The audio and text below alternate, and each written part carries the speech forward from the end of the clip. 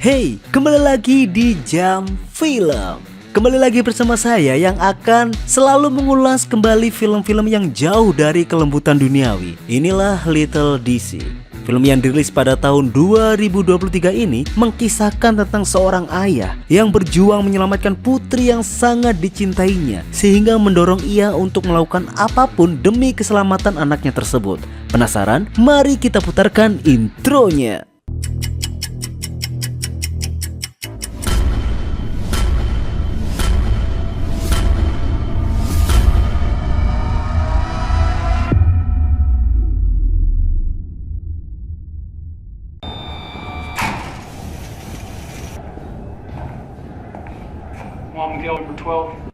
Film ini diawali dengan sebuah eksekusi hukuman mati dari seorang anggota kartel narkoba terbesar yang ada di Meksiko yang bernama Juan Prado Miguel. Di hari tersebut akan menjadi hari terakhir ia ada di dunia dan langsung disaksikan oleh Bapak Gubernur yang bernama Jeff.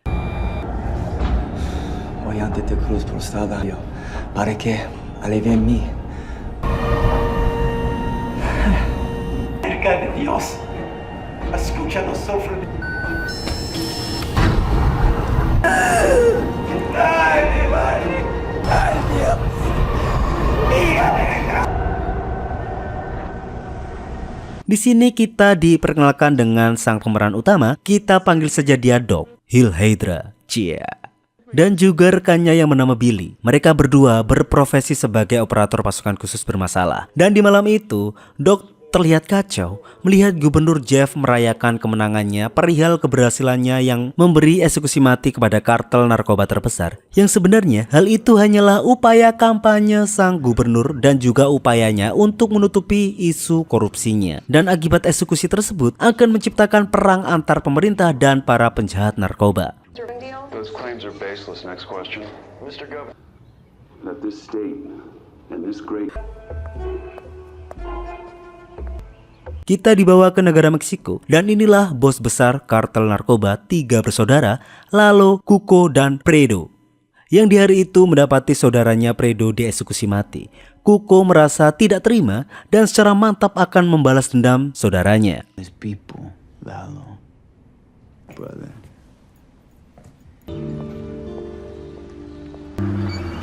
Lanjut, di hari itu Doc mencegat putrinya, kita panggil saja dia DC. Dan seperti biasa, Doc akan mengajak DC untuk ke kedai donat favorit untuk sarapan. Dan sebenarnya Doc ini adalah duda anak satu. Dan di waktu itu adalah masa-masa ia akan melakukan persidangan mengenai hak asuh anak dengan mantan istrinya. Mountains.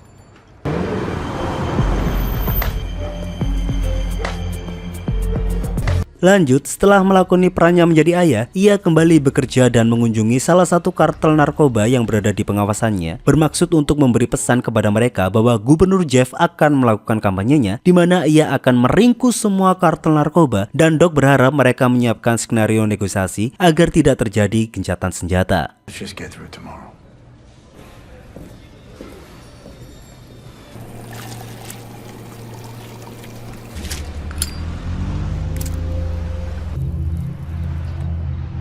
Singkat cerita, di malam pesta kemenangan Gubernur Jeff, kembali lagi Doc menemui Billy dan mengatakan pasukan Miguel akan balas dendam. Namun Billy tidak bisa membantu.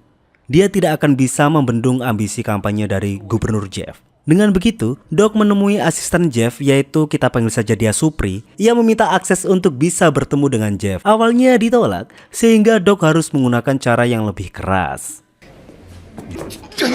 Look at me. I'll go get him, Doc.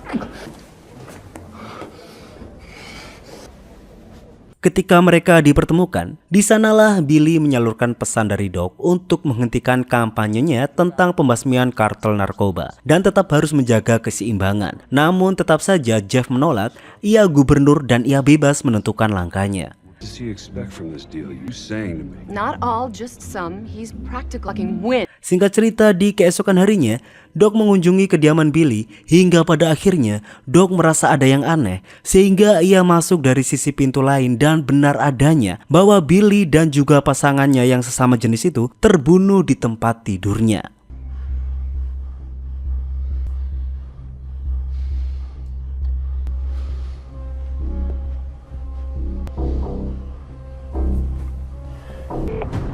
Entah siapa yang membunuh Billy, bisa saja Kuko atau bisa jadi Jeff itu sendiri.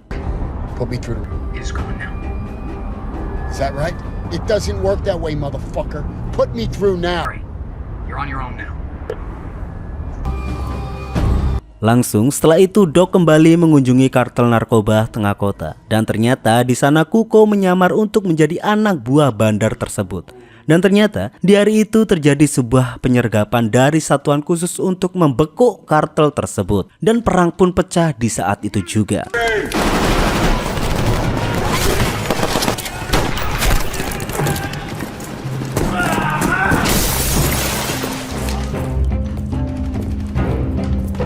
Kuko merasa bahwa kedoknya tidak perlu dipertahankan, ia pun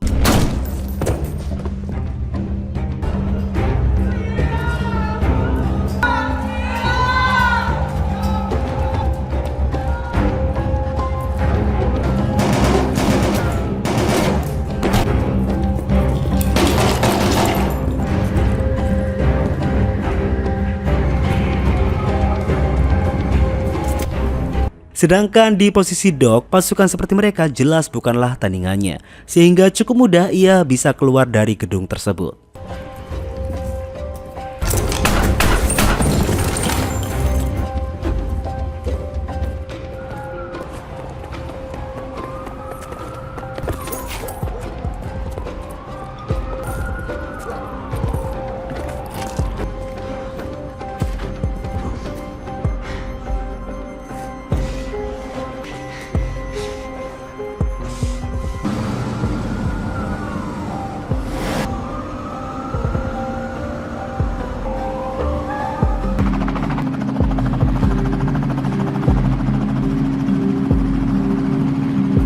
Singkat cerita, di malam harinya kembali lagi Jeff mengumumkan kemenangannya dalam membasmi kartel narkoba. Dengan barang bukti yang dia dapatkan, siap melakukan konferensi dan mengumumkan aksinya ini ke televisi dan media massa.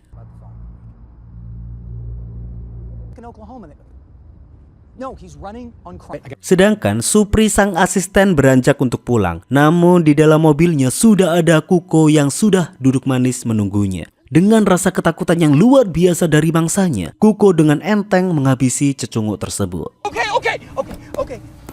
You want, just please don't hurt me. What is going on? I had nothing to do with it, with any of it, okay? I don't even know what's going on. Jeff's? Oh man, he wants to take off, wanted to work in politics. Please. I have an idea. I'll get you a meeting with him. No, what the fuck does that mean? I'm gonna... Please, help me! Help! No! Please! Oh my god! Oh my god, oh my god, oh my god!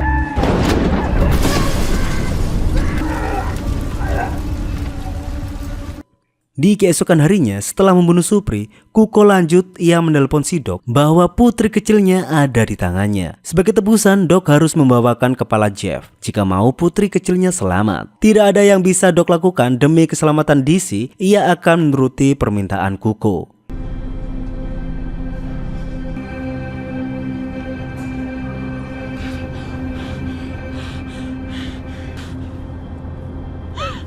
Are you like me?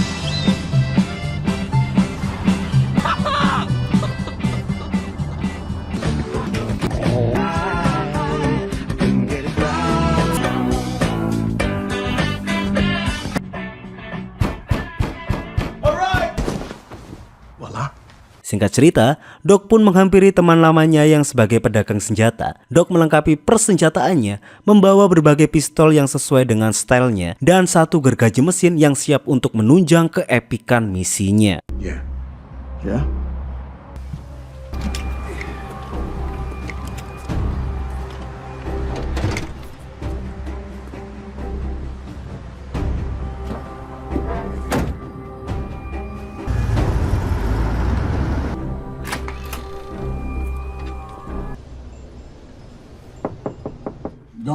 Carl? It's the Easter Bunny. Open the fucking door. Carl? You alone?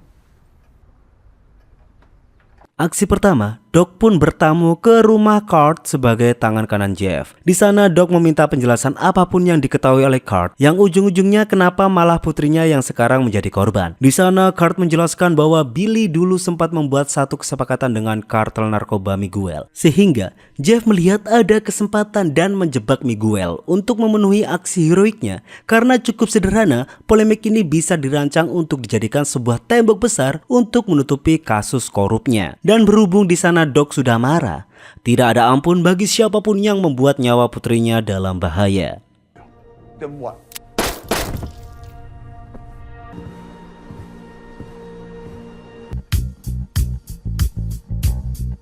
Misty. Fantasy island taste music. How do you like today? Hanging out for a body shop at night. Oh yeah. Oh yeah. You see and feel.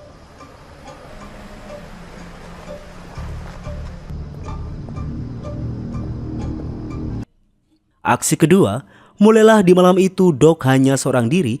Ia akan menyerang kediaman Jeff yang dipenuhi oleh penjaga itu, dan siap untuk memenggal kepala Jeff malam itu juga.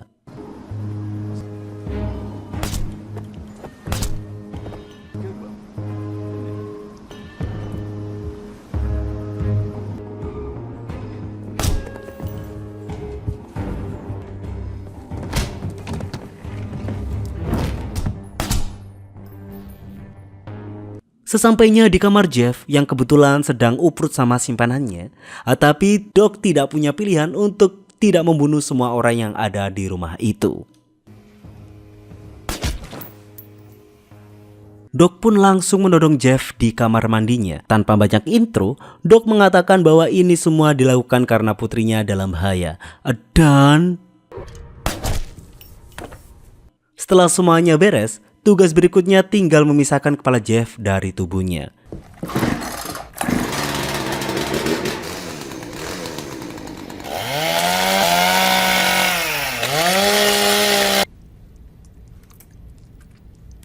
Waduh, ngeri.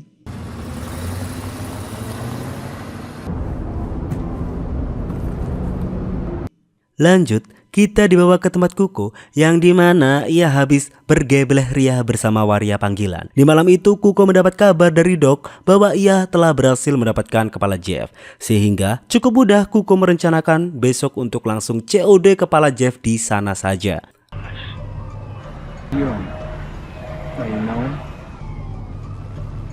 There's a motel there.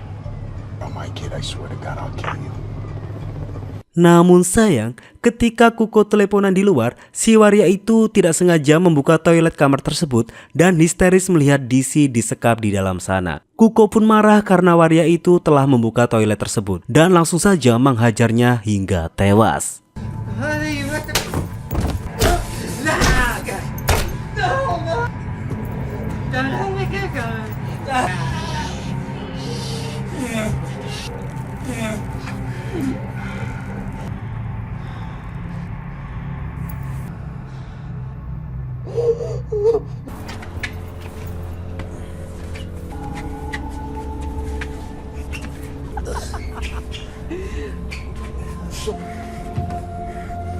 Setelah itu Kuko membopong mayat waria itu keluar dan membuang jasadnya ke bak sampah.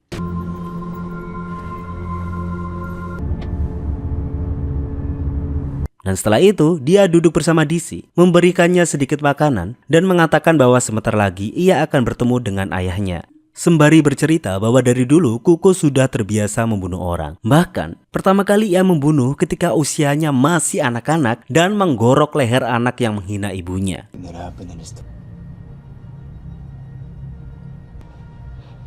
Ngeri. Setelah itu ia mendengar kegaduhan di luar, di mana ada orang yang melapor ke penjaga tentang pembuangan mayat waria ke bak sampah tersebut. Sehingga tidak ada cara lain selain Kuko harus pergi dari sana dan membersihkan saksi-saksi mata.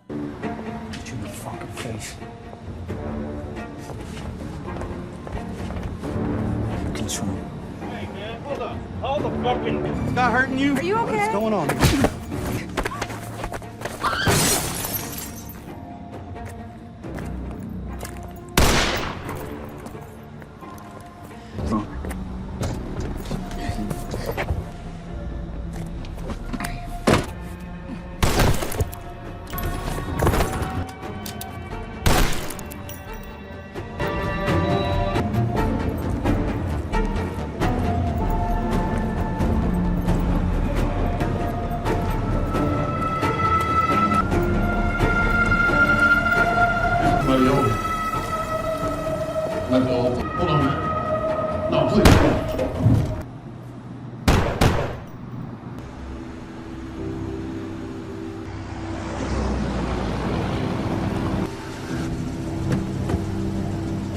Singkat cerita, di keesokan harinya Doc sampai di tempat perjanjian. Namun yang ia lihat hanyalah para polisi yang tengah mengevakuasi mayat-mayat di tempat tersebut. Doc pun mencari informasi di sana, sehingga ia bertemu dengan seseorang, menjelaskan apapun yang sudah terjadi di tempat itu, dan mengatakan si pembunuh itu juga membawa gadis kecil dan menuju ke jalan arah Meksiko.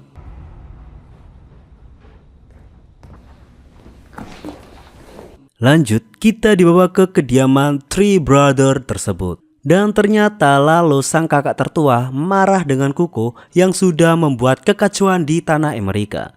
Antara lain tentang kepala gubernur Jeff yang hilang, dan sekarang ia malah menculik seorang gadis kecil. Atas kekacauan ini akan menjadi perang besar yang tak terhingga. Lalu tidak menginginkan hal itu. Pero este boliche, que se chinguen. Tengas medio cerebro americano.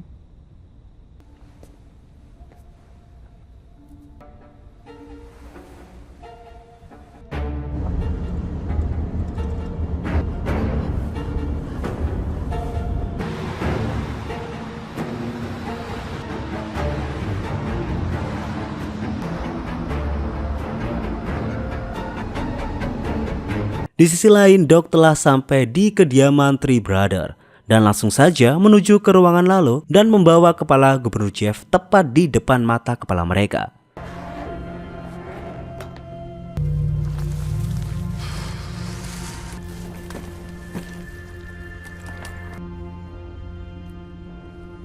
Namun sayang, di sana lalu berkata lain. Dia tidak bisa membiarkan ini semua terjadi. Meskipun ia tahu dari cerita Fredo bahwa Doc adalah orang yang sportif. Namun sayang lalu ingin menghilangkan semua jejak masalah ini karena jika ia membiarkan Doc keluar dari sana, dikhawatirkan akan menyebar dan berdampak buruk bagi bisnisnya.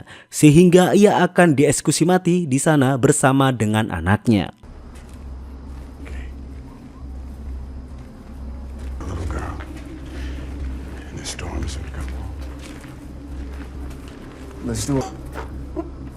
Mereka pun digiring ke halaman belakang. Dengan perlahan mereka diperintah untuk berlutut. Dan apakah Doc akan selesai sampai di sini?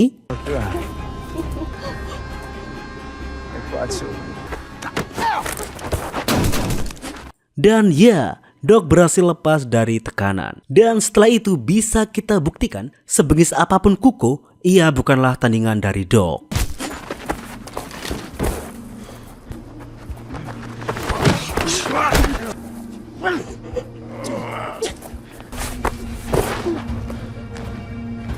Misi berikutnya, ia harus berhasil keluar dari sana. Dengan begitu, Doc harus berjuang hingga titik darah penghabisan.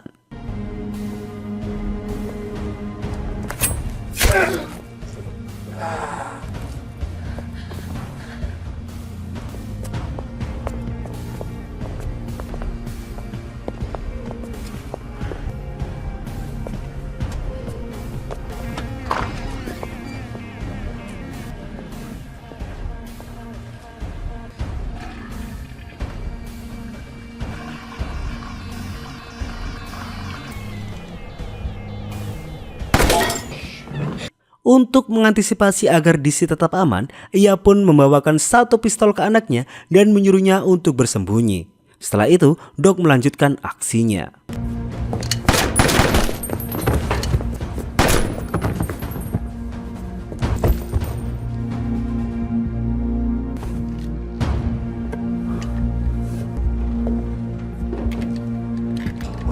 Namun sayang, di akhir itu Doc pun terpojok oleh Lalo dan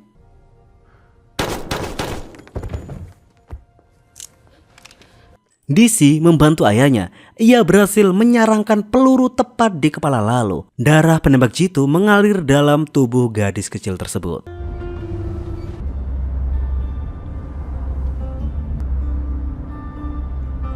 Dan akhirnya Doc pun berhasil membawa putri kesayangannya kembali. Dan di tengah perjalanan pulang, Doc menepi ke sebuah dermaga dan membuang kepala gubernur Jeff di sana. Here you go, pal.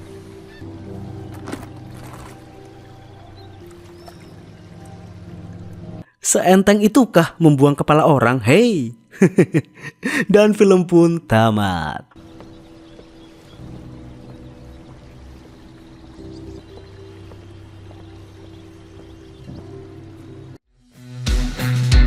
Baiklah sobat-sobatku, pesan dari film ini adalah jelas, jangan korup apapun itu.